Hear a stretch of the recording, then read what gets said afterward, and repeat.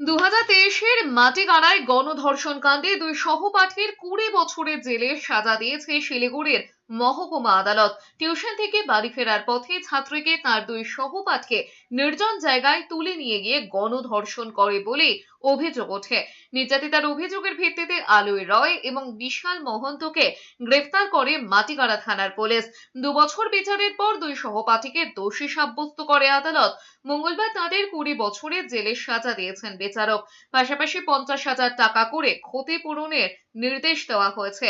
অনাদায়ে আরও 1 বছরের জেলের নির্দেশ দিয়েছেন বিচারক। আজকে সাজা হয়েছে 20 বছরের সশ্রম কারাদণ্ড এবং দুজন আসামি, দুজনকে 50,000 টাকা করে ফাইন এবং সেই টাকাটা ভিকটিম গার্ডকে দিতে হবে।